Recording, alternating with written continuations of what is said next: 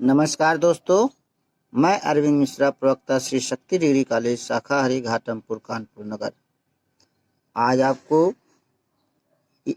पर्यावरण अध्ययन विषय के अंतर्गत जलवायु परिवर्तन के जितने सारे सम्मेलन हुए उस विषय पर चर्चा करेंगे। तो जब द्वितीय विश्व युद्ध हुआ उसके पश्चात जलवायु परिवर्तन को लेकर विश्व में वैश्विक स्तर पर चर्चा प्रारंभ हुई। इस पर 5 जून 1972 में स्वीडन की राजधानी स्टॉकहोम में पहला सम्मेलन आयोजित किया गया। तब से 5 जून को विश्व पर्यावरण दिवस मनाया जाता है। अर्थात 1972 से ही संयुक्त राष्ट्र पर्यावरण कार्यक्रम का गठन किया गया। इसका मुख्यालय नैरोबी में बनाया गया है। इसे UNEP के नाम से जाना जाता है और इसका मतलब एक ही पृथ्वी रखा गया है।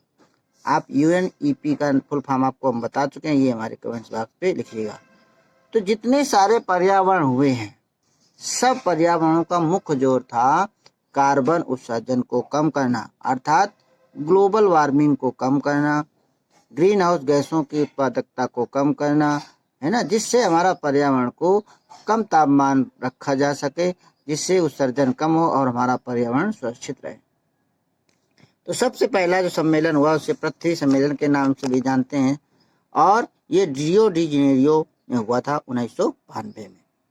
स्टॉकहोम सम्मेलन के 20 वर्ष पश्चात ब्राजील के रियो डी जेनेरियो में संबद्ध राष्ट्रों के प्रतिनिधि एकत्रित हुए, इसलिए इस सम्मेलन को रियो सम्मेलन, स्टॉकहोम 20 सम्मेलन, 92 अभिसमय तथा एजेंडा 21 आदि नामों से जाना जाता है।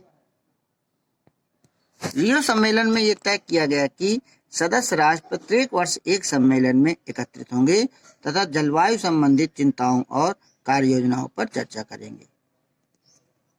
इस सम्मेलन को कॉन्फ्रेंस ऑफ पार्टीज COP, ध्यान रखना, COP कॉन्फ्रेंस ऑफ पार्टीज नाम दिया गया। इसी को CMP भी नाम दिया गया है। इसमें कॉन्फ्रेंस ऑफ मीटिंग पार्टीज भी नाम दिया गया है। तो 1995 में पहला कोप सम्मेलन आयोजित किया गया और 1995 से 2020 तक 25 सम्मेलन आयोजित किए गए हैं। 2020 वाला कोरोना के कारण पोस्टपोन कर दिया गया है। अब ये सब कुछ संपन्न हुआ UNFCCC के अंतर्गत। पृथ्वी सम्मेलन में 3 कन्वेंशन की घोषणा की गई। इनमें से एक था UNFCCC, United nation framework convention on climate change. तो ये इसका पूरा नाम था, याद रखिएगा। तो FCCC का उद्देश्य था जलवायु तंत्र के साथ खतरनाक मानवीय हस्तक्षेप को रोकना। ये कन्वेंशन 21 मार्च 1994 से प्रभावी है। इसका प्रमुख उद्देश्य ग्रीन हाउस गैसों के उत्सर्जन को नियंत्रित करना है। अब उसके बाद जो प्रमुख जलवायु परिवर्तन हुए वो आपको हम बता रहे हैं। तो क्योटो प्रोटोकॉल 2, सबसे पहले बात करते हैं। क्योटो प्रोटोकॉल मतलब सबसे पहले COP1, ये बर्लिन हुआ था जो जर्मनी के शहर में है और प्रथम जलवायु परिवर्तन सम्मेलन था, 1995 में हुआ था और इसे COP1 या CMP1 भी बोलते हैं। इसके बाद दूसरा COP2 जेनेवा में हुआ था जो स्विट्जरलैंड में है और ये 1996 में हुआ था। मुख्य तीसरा क्योटो प्रोटोकॉल है, इसे COP3 के भी नाम से जानते हैं और ये कार्बन क्रेडिट के भी नाम से जाना जाता है। तो ये सम्मेलन 11 दिसंबर 1997 में जापान में हुआ था। इसका उद्देश्य कार्बन उत्सर्जन पर नियंत्रण करना था। 16 फरवरी 2005 से प्रभावी रहा है और 31 दिसंबर 2012 को ये समाप्त हो गया। इस संधि में शामिल देशों को ग्रीन हाउस गैस उत्सर्जन को कम करने की प्रतिबद्धता थी। इसमें 84 देश लगभग शामिल हुए थे। अब आता है दूसरा रियो 10 पृथ्वी 2 जोहान्सबर्ग सम्मेलन। तो पृथ्वी सम्मेलन 2002 के नाम से भी इसे जाना जाता है। इसमें सतत विकास development SDG sustainable development goal 2002 पर विश्व शिखर पर सम्मेलन हुआ।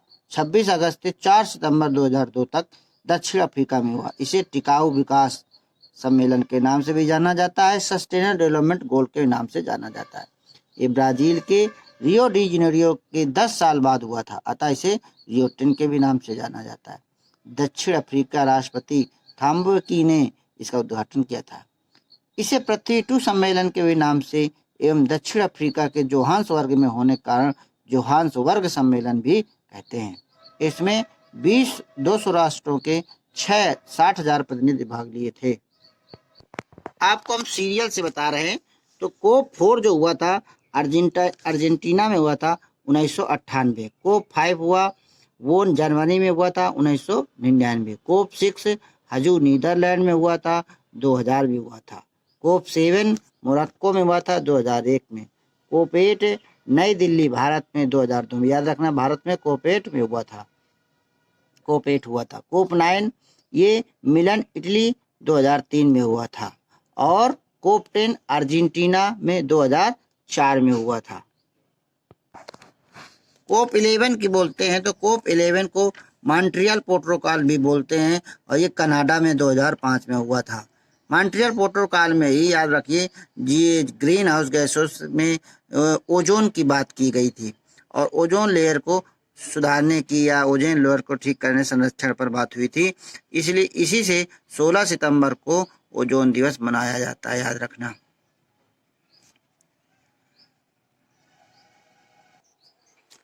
नेक्स्ट आता है आपका कोप 13।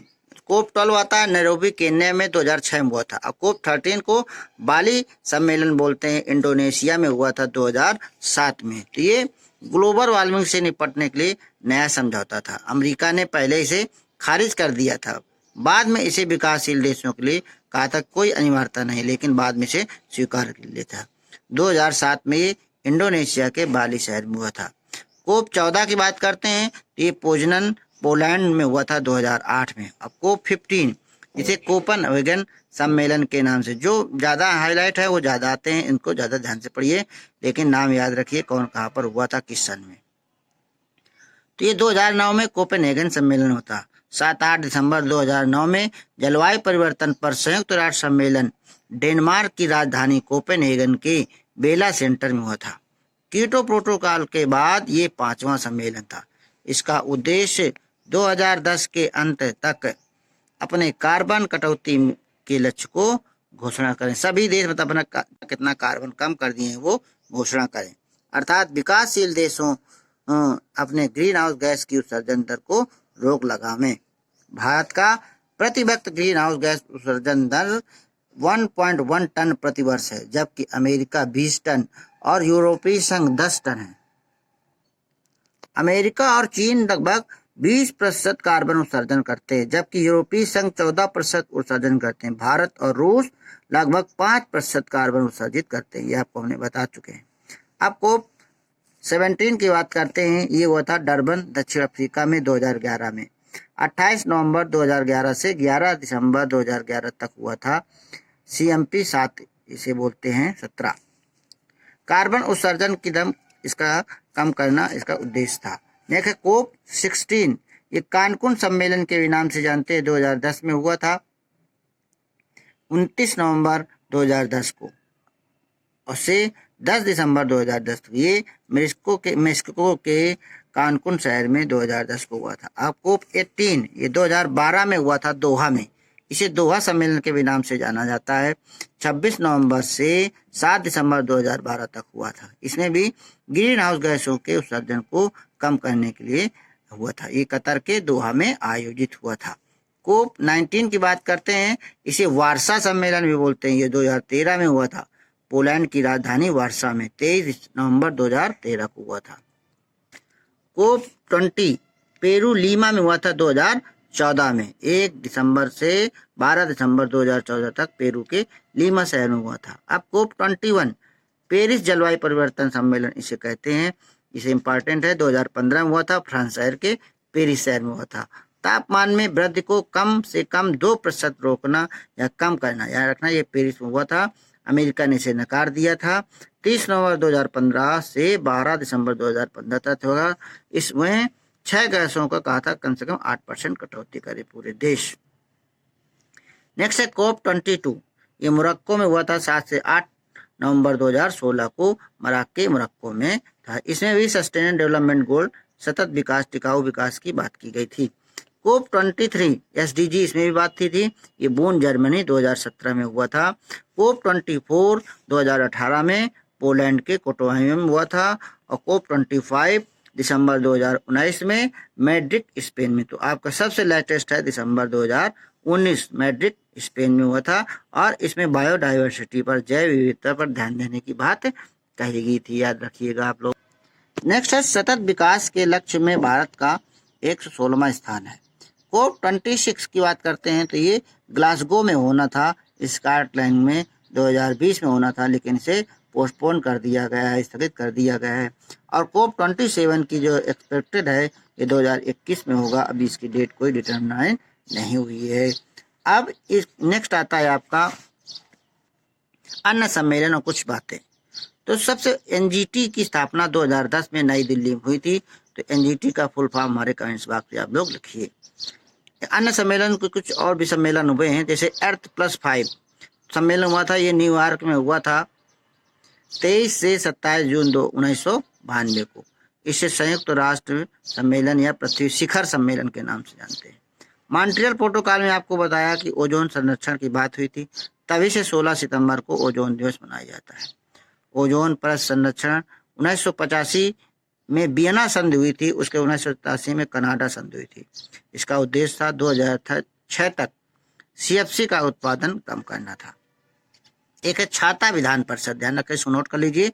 छाता विधान परिषद पर्यावरण सुरक्षण अधिनियम 1986 के अंतर्गत भारत के पर्यावरण सुरक्षा से संबंधित नियमों एवं कानूनों के सभी पक्षों को शामिल करता है। ईपीए एनवायरमेंटल प्रोटेक्शन एजेंसी के अंतर्गत काम करता है। एक है हेलेंस्की सम्मेलन, ये 1974 में बाल्टिक सागर क्षेत्र के समुद्री पर्यावरण की रक्षा पर समझौता हुआ था। एक लंदन सम्मेलन हुआ था 1975 में, ये भी समुद्री प्रदूषण तथा अवशिष्ट पदार्थों के निक्षेपण को जो है ठीक करने रोक निरोधन सम्मेलन हुआ था। और लंदन संशोधन 1990 में हुआ था, ओजोन नाशक पदार्थों पर प्रतिबंध लगाना था। एक कार्टाजेना प्रोटोकॉल 2000 में हुआ था, इसे मॉन्ट्रियल जापान में हुआ था। एक टोरंटो वर्ल्ड सम्मेलन हुआ था, वर्ल्ड है यहाँ पर पर्यावरण संसार, 1988 में 2025 तक CO2 के उत्सर्जन में 200% कटौती करना इसका लक्ष्य था। न्यूयॉर्क जलवायु शिखर सम्मेलन 2014 में अमेरिका के न्यूयॉर्क में हुआ था। और कुछ और 5-6 पॉइंट्स हैं। राष्ट्रीय गंगा बेसिन प्राधिकरण 2009 में बना था। इंडोर वायु प्रदूषण का सर्वाधिक प्रदूषण रेडान गैस है। गिब्बन आसाम नागालैंड में पाया जाता है। ग्रेट इंडियन बस्टर्ड सबसे संकटग्रस्त पक्षी है। यूरो नाम जो आप गाड़ियों में देखते हैं, यूरो 1, यूरो 2, जैसे यूरो 5, यूरो 6 की बात कर रहे हैं, तो ये कार्बन मोनोऑक्साइड के उत्सर्जन की सीमा को निश्चित करता है। निम्बस क्या है? उपग्रह द्वारा ओजोन छिद्र की उपस्थिति दर्ज कराता है। ग्रीन डेवलपमेंट लेखक, इसी को बोलते हैं हरित विकास के लेखक, WM एडम्स हैं। और हिमाचल प्रदेश में प्लास्टिक की थैली पर पूर्णतः रोक है। और हिमाचल प्रदेश ऐसा है जो पूर्ण रूप से कार्बन फ्री प्रदेश है। LED जो होता है लेड कहाँ पड़ता है? पेट्रोल में होता है। ऑटोमोबाइल टॉक्सिक पोल्यूटेंट कहलाता है। तो इस प्रकार से आपने सुना। बहुत बहुत थैंक यू, धन्यवाद।